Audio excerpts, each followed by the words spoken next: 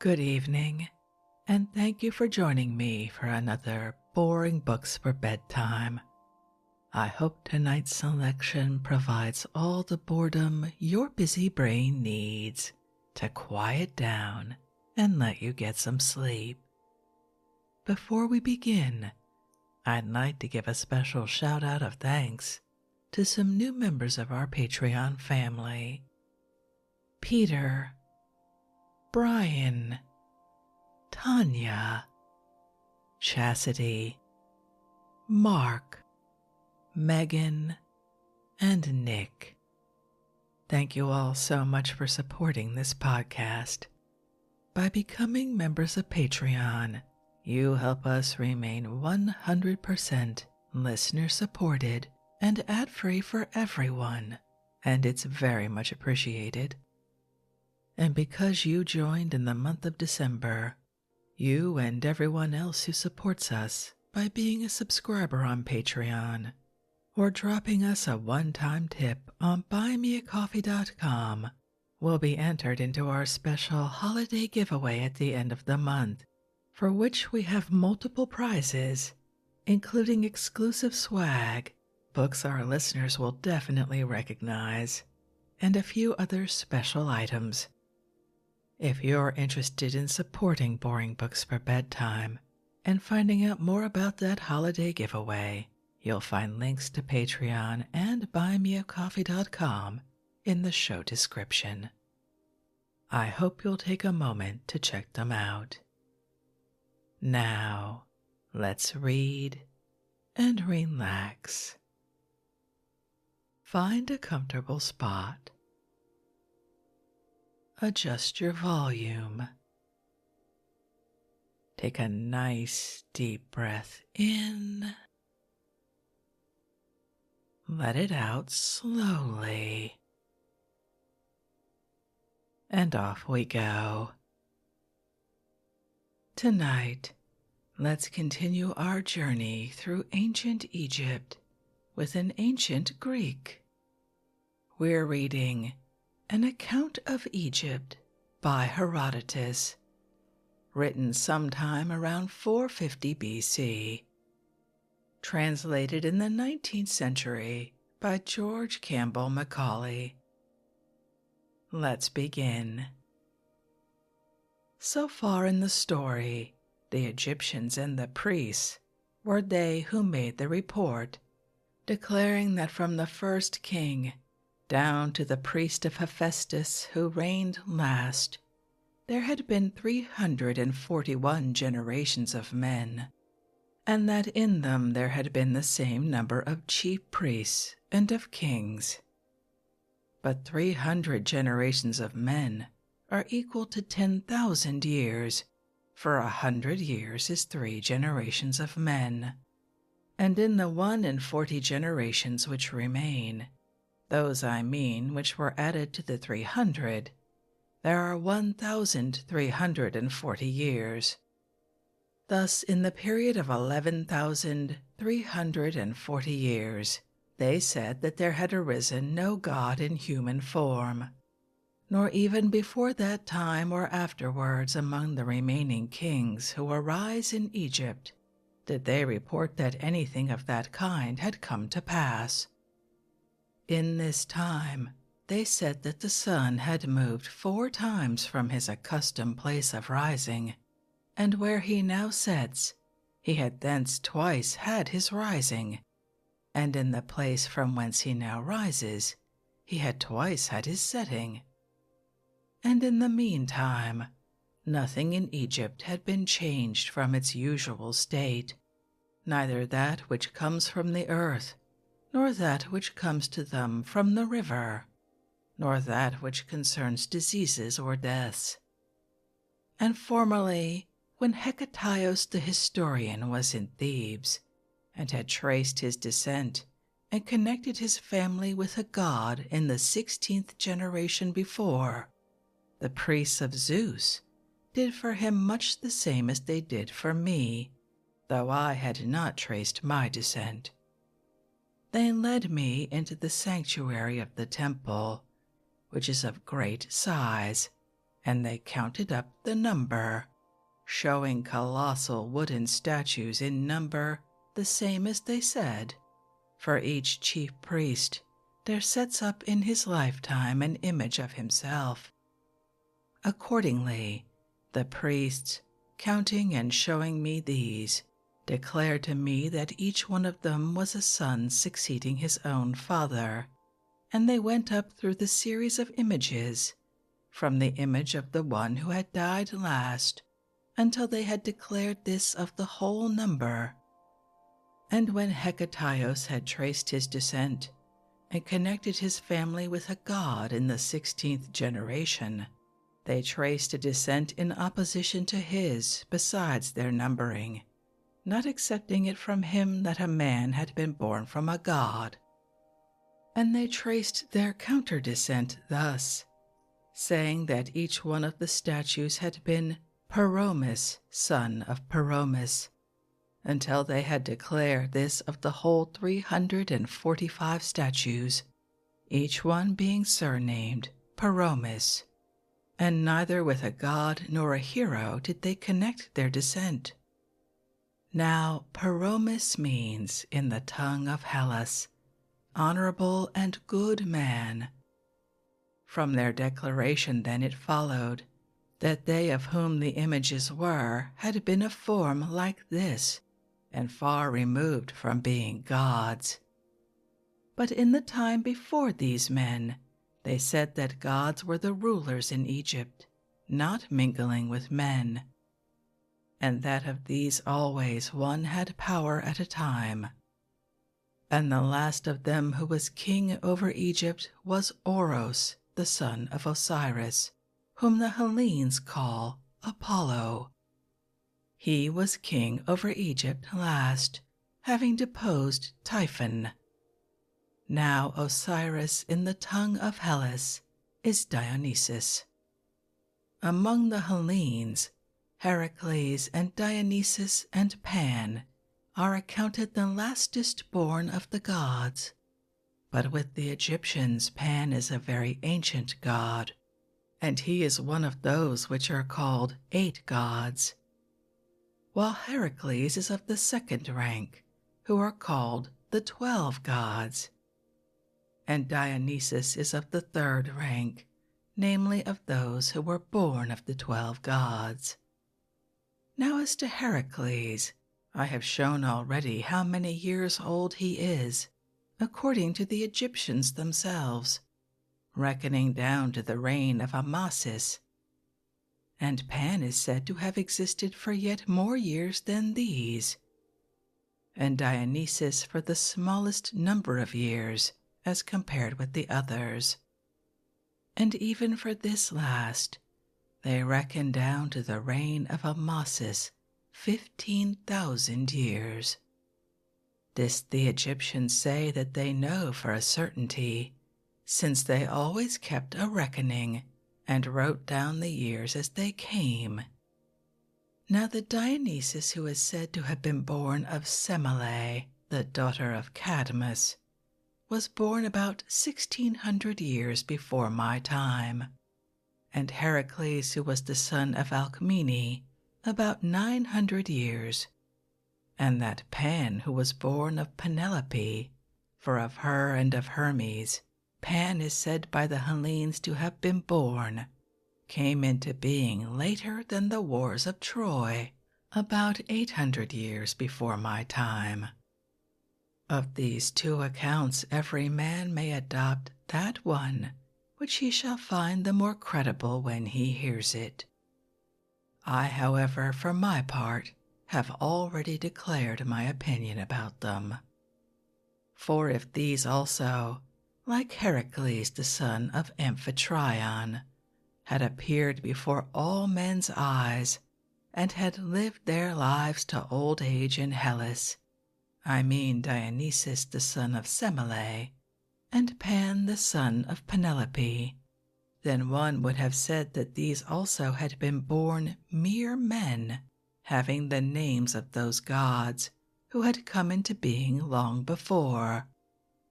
But as it is, with regard to Dionysus, The Hellenes say that as soon as he was born, Zeus sewed him up in his thigh and carried him to Nisa, which is above Egypt in the land of Ethiopia.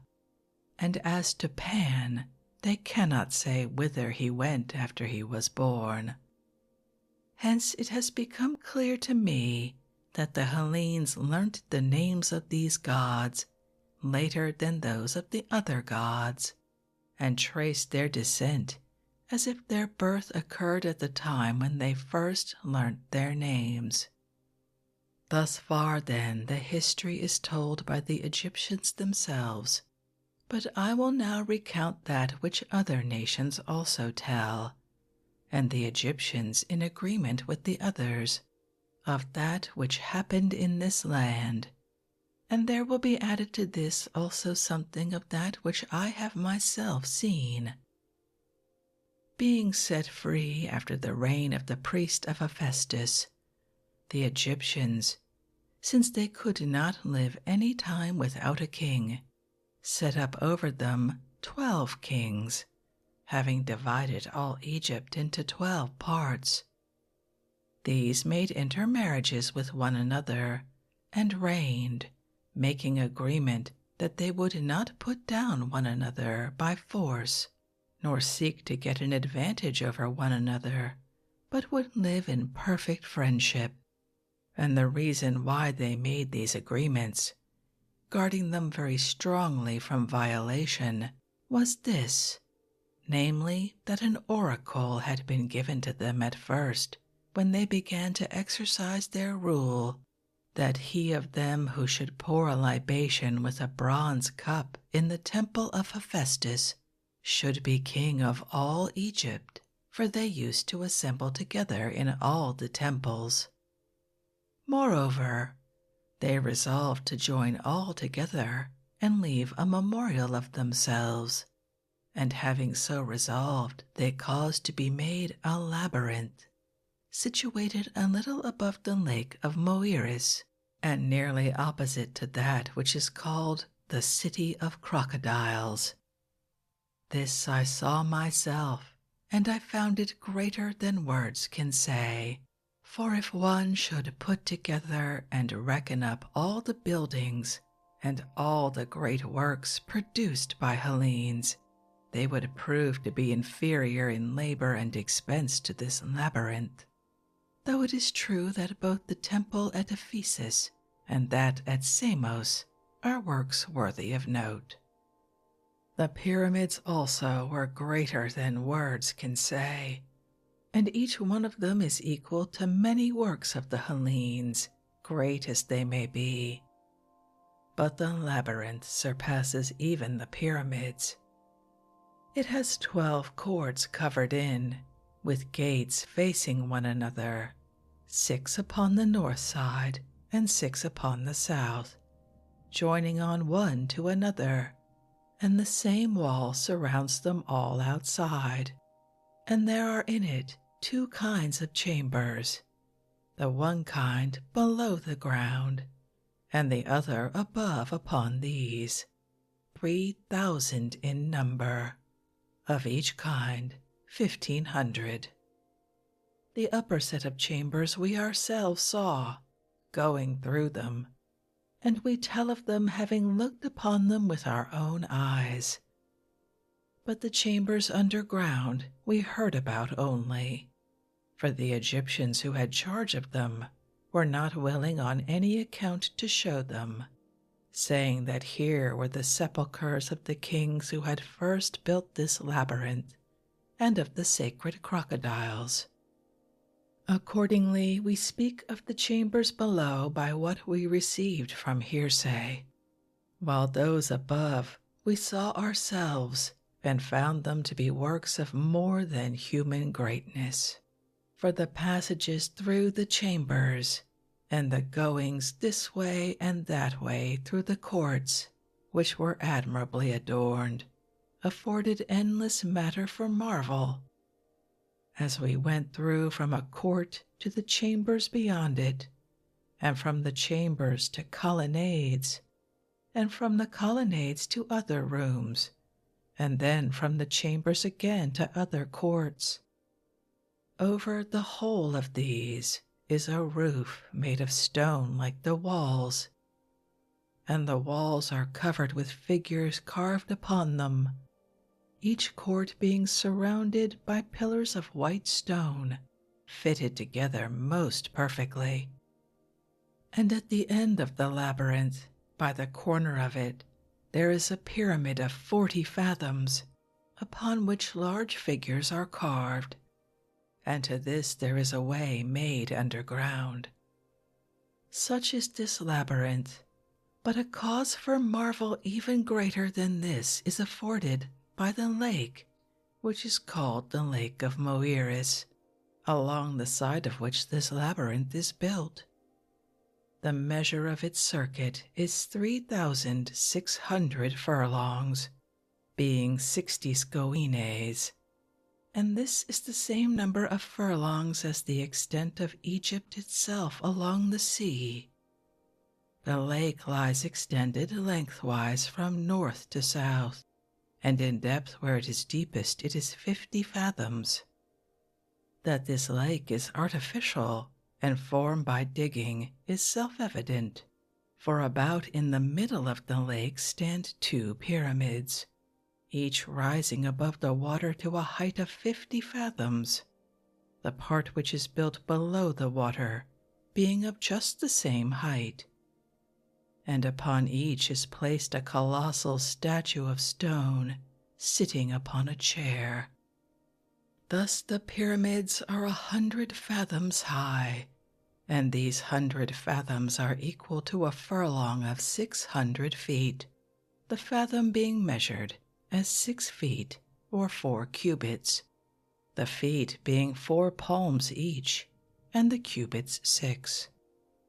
The water in the lake does not come from the place where it is, for the country there is very deficient in water, but it has been brought thither from the Nile by a canal, and for 6 months the water flows into the lake, and for 6 months out into the Nile again.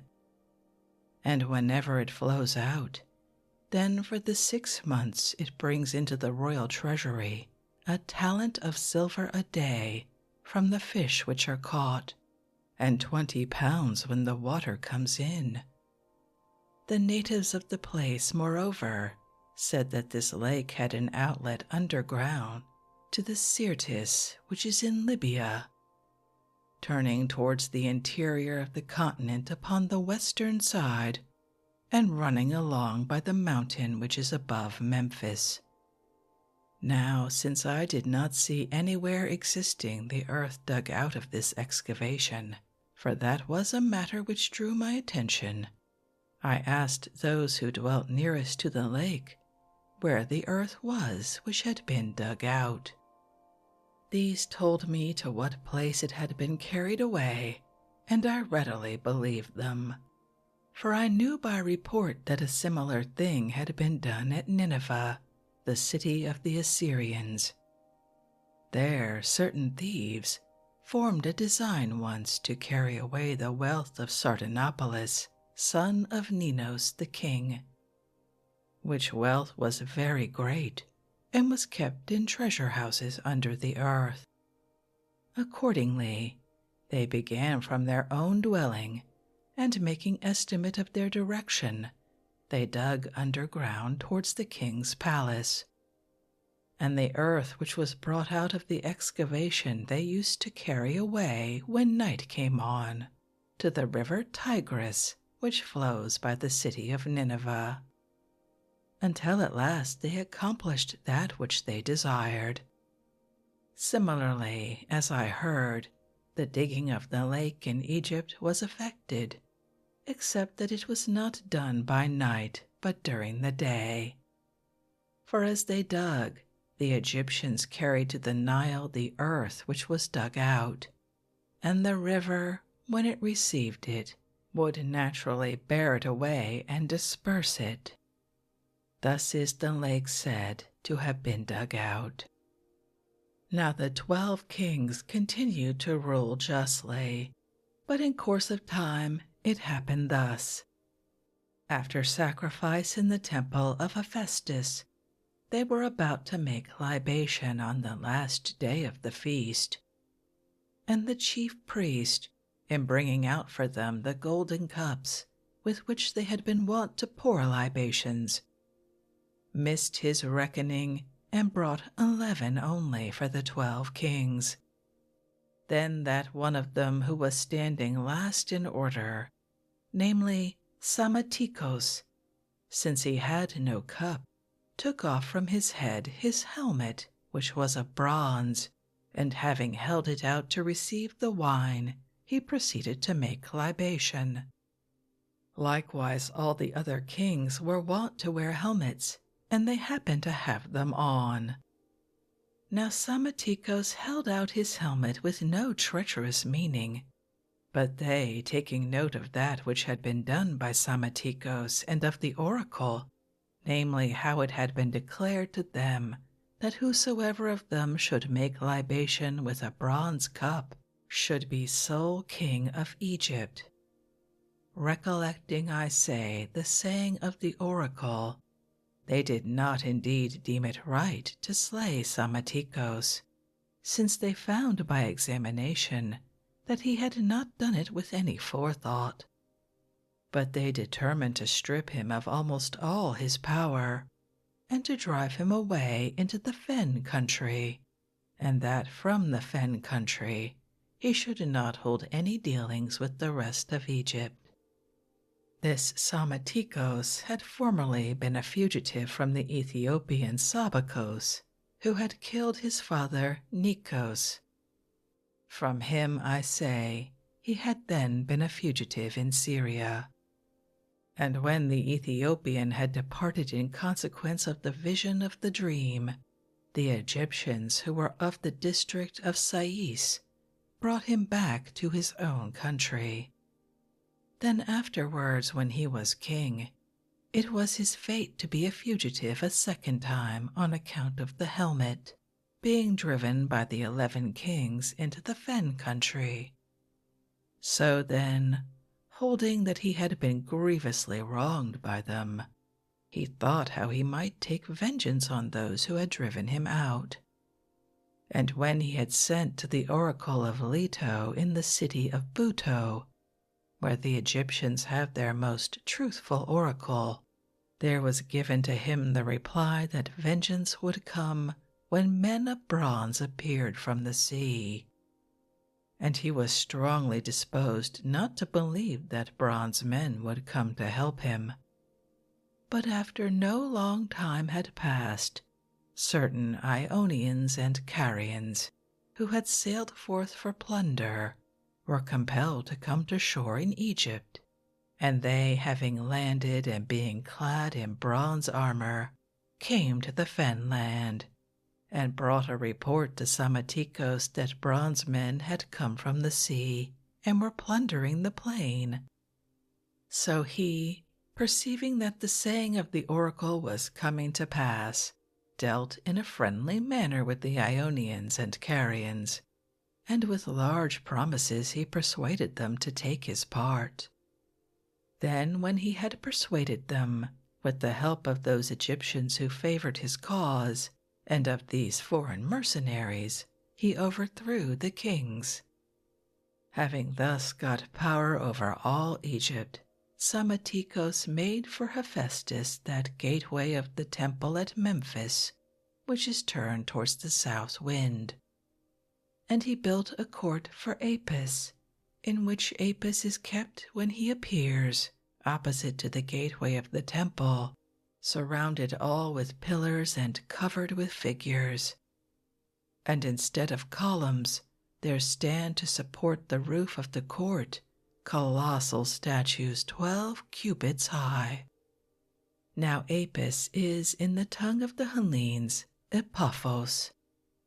To the Ionians and to the Carians, who had helped him, Psammatikos granted portions of land to dwell in, opposite to one another with the river Nile between, and these were called encampments. These portions of land he gave them, and he paid them besides all that he had promised. Moreover, he placed with them Egyptian boys to have them taught the Hellenic tongue. And from these, who learnt the language thoroughly, are descended the present class of interpreters in Egypt. Now the Ionians and Carians occupied these portions of land for a long time, and they are towards the sea, a little below the city of Bubastis, on that which is called the Pelusian mouth of the Nile. These men King Amasis afterwards removed from thence, and established them at Memphis, making them into a guard for himself against the Egyptians. And they, being settled in Egypt, we who are Hellenes know by intercourse with them the certainty of all that which happened in Egypt, beginning from King Psammaticos and afterwards. For these were the first men of foreign tongue who settled in Egypt. And in the land from which they were removed, there still remained down to my time the sheds where their ships were drawn up, and the ruins of their houses. Thus then Psammaticos obtained Egypt.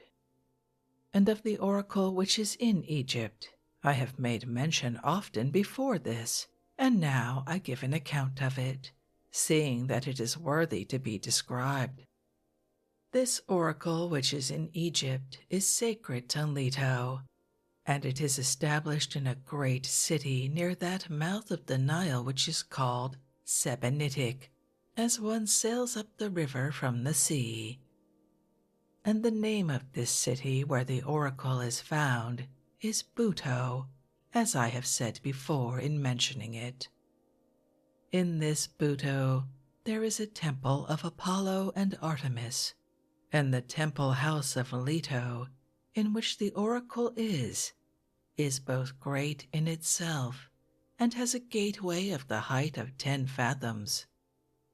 But that which caused me most to marvel of the things to be seen there, I will now tell.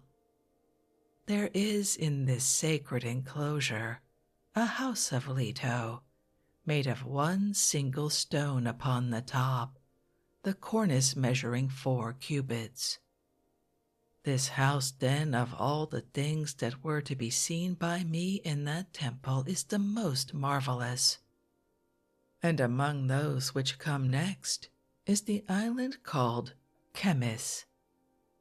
This is situated in a deep and broad lake by the side of the temple at Buto, and it is said by the Egyptians that this island is a floating island.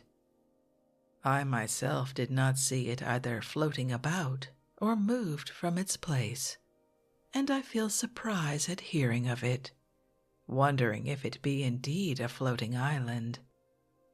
In this island of which I speak, there is a great temple house of Apollo, and 3 several altars are set up within, and there are planted in the island many palm trees and other trees, both bearing fruit and not bearing fruit. And the Egyptians, when they say that it is floating, add this story, namely, that in this island which formerly was not floating, Leto, being one of the 8 gods who came into existence first, and dwelling in the city of Buto where she has this oracle, received Apollo from Isis as a charge and preserved him, concealing him in the island, which is said now to be a floating island, at that time when Typhon came after him, seeking everywhere and desiring to find the son of Osiris. Now they say that Apollo and Artemis are children of Dionysus and of Isis, and that Leto became their nurse and preserver. And in the Egyptian tongue, Apollo is Oros, Demeter is Isis, and Artemis is Bubastis. From this story and from no other, Aeschylus, the son of Euphorion, took this which I shall say, wherein he differs from all the preceding poets. he represented namely that Artemis was the daughter of Demeter. For this reason, then, they say, it became a floating island. Such is the story which they tell. But as for Psammetichos, he was king over Egypt for 54 years, of which for 30 years save one, he was sitting before Azotus, a great city of Syria, besieging it, until at last he took it. And this Azotus of all cities about which we have knowledge held out for the longest time under a siege. The son of Psammetichos was Necos, and he became king of Egypt. This man was the first who attempted the channel leading to the Erythraean Sea, which Darius the Persian afterwards completed. The length of this is a voyage of 4 days, and in breadth it was so dug that 2 triremes could go side by side driven by oars, and the water is brought into it from the Nile. The channel is conducted a little above the city of Bubastis by Patumos the Arabian city, and runs into the Erythraean Sea, and it is dug first along those parts of the plain of Egypt which lie towards Arabia, just above which run the mountains which extend opposite Memphis, where are the stone quarries. Along the base of these mountains the channel is conducted from west to east for a great way, and after that it is directed towards a break in the hills, and tends from these mountains towards the noonday and the south wind to the Arabian Gulf. Now in the place where the journey is least and shortest from the northern to the southern sea, which is also called Erythraean, that is, from Mount Cassian, which is the boundary between Egypt and Syria, the distance is exactly 1,000 furlongs to the Arabian Gulf. But the channel is much longer, since it is more winding, and in the reign of Necos there perished while digging it 12 myriads of the Egyptians. Now Necos ceased in the midst of his digging, because the utterance of an oracle impeded him, which was to the effect that he was working for the barbarian, and the Egyptians call all men barbarians who do not agree with them in speech. Thus, having ceased from the work of the channel, Necos betook himself to raging wars, and triremes were built by him, some for the northern sea, and others in the Arabian Gulf for the Erythraean Sea, and of these the sheds are still to be seen. These ships he used when he needed them. And also on land, Necos engaged battle at Magdalos with the Syrians and conquered them. And after this he took Caditis, which is a great city of Syria. And the dress which he wore when he made these conquests he dedicated to Apollo, sending it to Branchidae of the Milesians. After this, having reigned in all 16 years, he brought his life to an end, and handed on the kingdom to Psammis his son. While this Psammis was king of Egypt, there came to him men sent by the Eleans, who boasted that they ordered the contest at Olympia in the most just and honorable manner possible, and thought that not even the Egyptians, the wisest of men, could find out anything besides to be added to their rules. Now when the Eleans came to Egypt and said that for which they had come, then this king called together those of the Egyptians who were reputed the wisest. And when the Egyptians had come together, they heard the Eleans tell of all that which it was their part to do in regard to the contest. And when they had related everything, they said that they had come to learn in addition anything which the Egyptians might be able to find out, which was juster than this. They then, having consulted together, asked the Eleans whether their own citizens took part in the contest, and they said that it was permitted to any one who desired it to take part in the contest.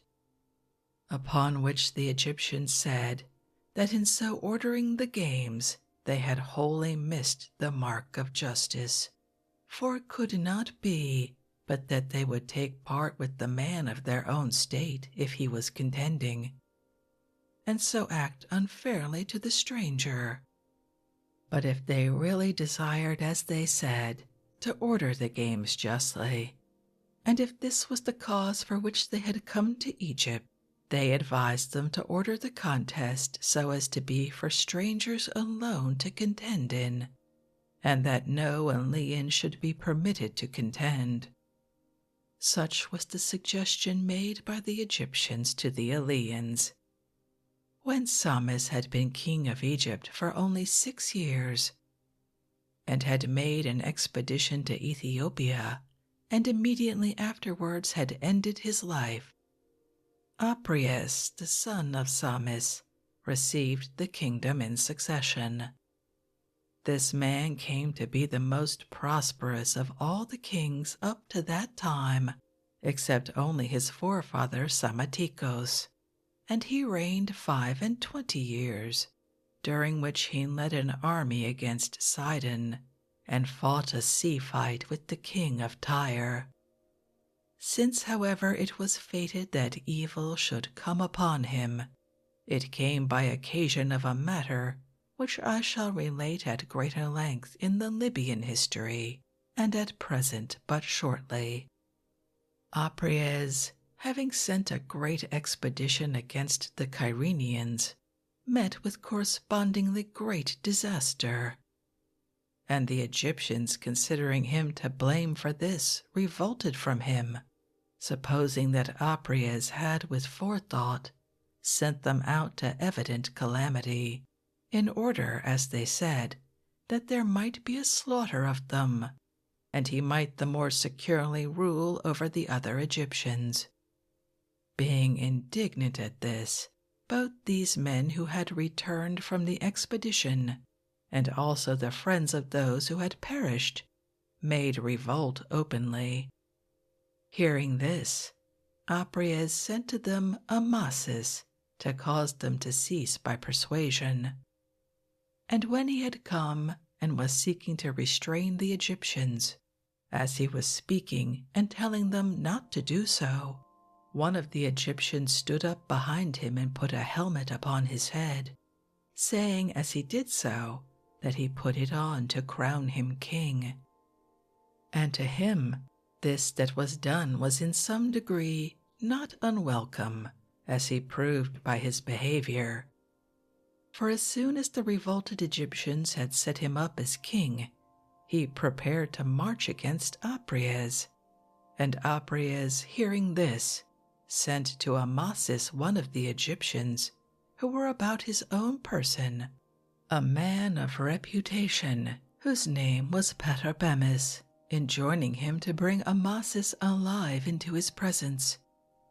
When this Patarbemis came and summoned Amasis, the latter, who happened to be sitting on horseback, lifted up his leg and behaved in an unseemly manner, bidding him take that back to Apries. Nevertheless, they say, Patarbemis made demand of him that he should go to the king, seeing that the king had sent to summon him. And he answered him that he had for some time past been preparing to do so, and that Apries would have no occasion to find fault with him, for he would both come himself and bring others with him. Then Patarbemis, both perceiving his intention from that which he said, and also seeing his preparations, departed in haste, desiring to make known as quickly as possible to the king the things which were being done. And when he came back to Apries not bringing Amasis, the king, paying no regard to that which he said, but being moved by violent anger, ordered his ears and his nose to be cut off.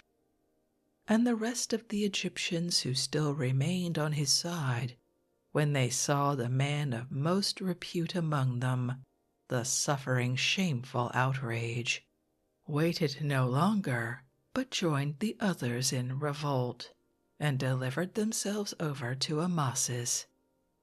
Then Apries, having heard this also, armed his foreign mercenaries and marched against the Egyptians. Now he had about him Carian and Ionian mercenaries, to the number of 30,000, and his royal palace was in the city of Sais, of great size and worthy to be seen. So Apries and his army were going against the Egyptians, and Amasis and those with him were going against the mercenaries.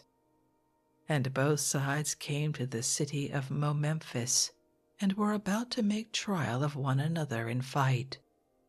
Now of the Egyptians there are 7 classes, and of these one class is called that of the priests, and another that of the warriors, while the others are the cowherds, swineherds, shopkeepers, interpreters, and boatmen.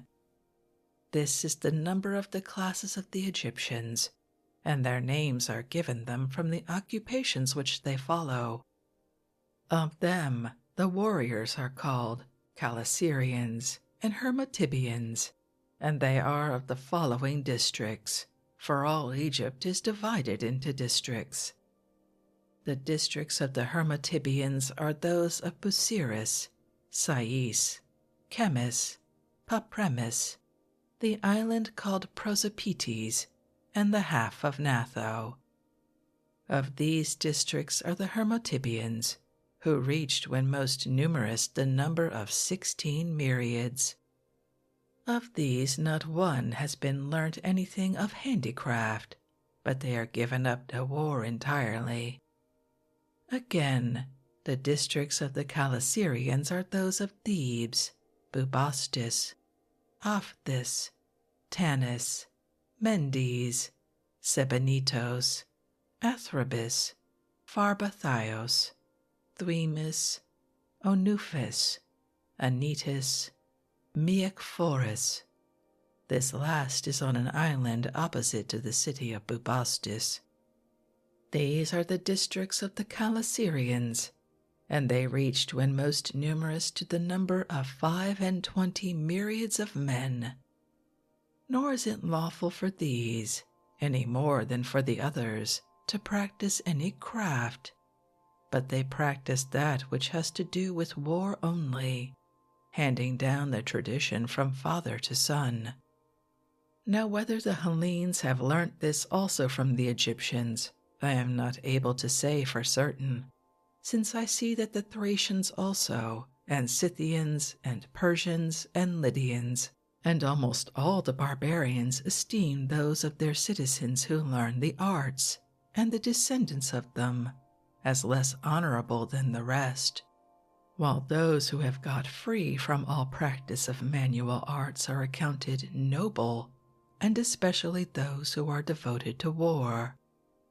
The Hellenes have all learnt this, and especially the Lacedaemonians. But the Corinthians least of all cast slight upon those who practice handicraft.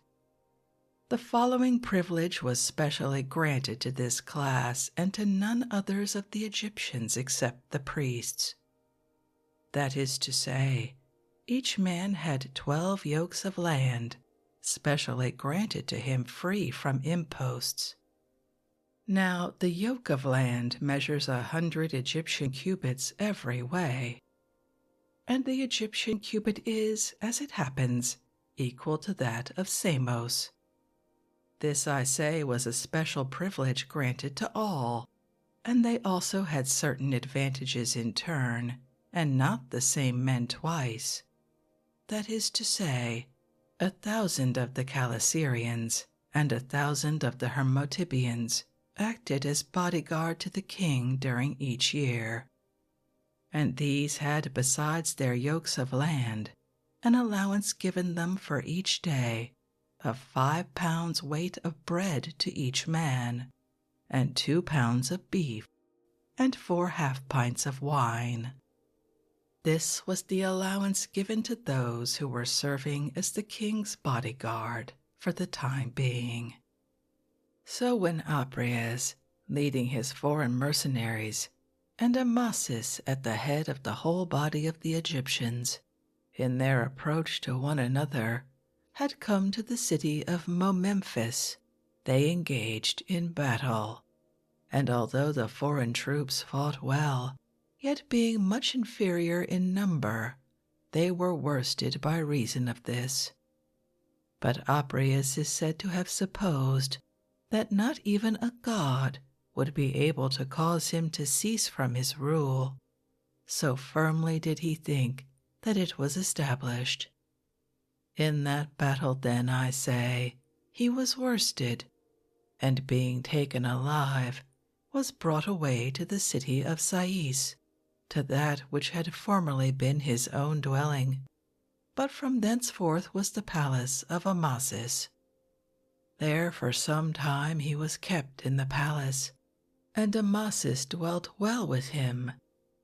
But at last, since the Egyptians blamed him, saying that he acted not rightly in keeping alive him who was the greatest foe both to themselves and to him, therefore he delivered Apries over to the Egyptians, and they strangled him, and after that buried him in the burial place of his fathers.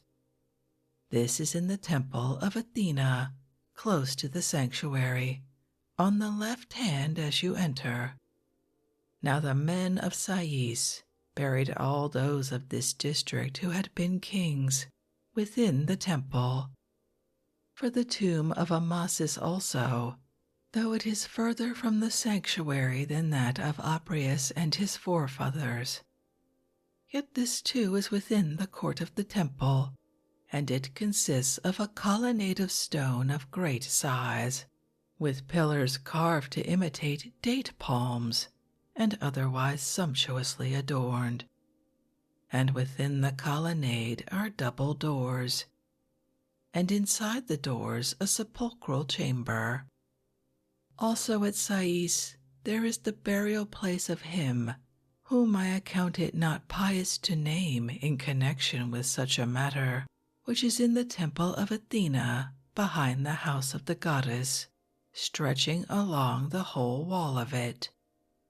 And in the sacred enclosure stand great obelisks of stone, and near them is a lake adorned with an edging of stone, and fairly made in a circle, being in size, as it seemed to me, equal to that which is called the Round Pool in Delos. On this lake they perform by night the show of his sufferings, and this the Egyptians call mysteries.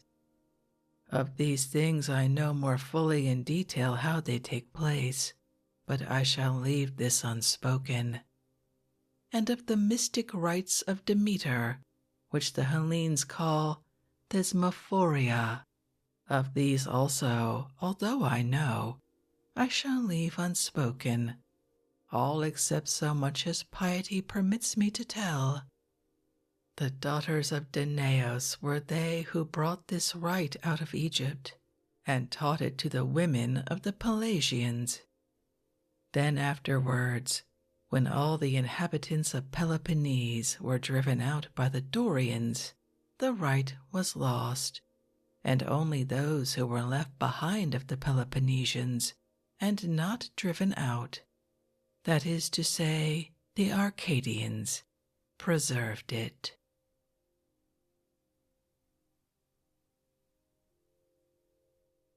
And with those hints of mysteries that Herodotus refuses to tell us, I think we'll end this evening's reading from an account of Egypt. Certainly a rambling tale, but it was fun to hear about the labyrinth, which we also heard about in the book Mazes and Labyrinths, which was read on the Patreon as an exclusive. Here's Herodotus talking about the exact same thing, which is kind of fascinating. I hope you enjoyed that. If you'd like to read this classic of history for yourself, as always, you'll find a link to a free ebook from Project Gutenberg in the show description. If you'd like to connect, suggest a boring book you'd like to hear read, or request more from one we've already started, you can drop me an email via our website, www.boringbookspod.com. It's always a pleasure to hear from you. Thank you so much for joining me for this evening's reading. Until our next boring book, good night.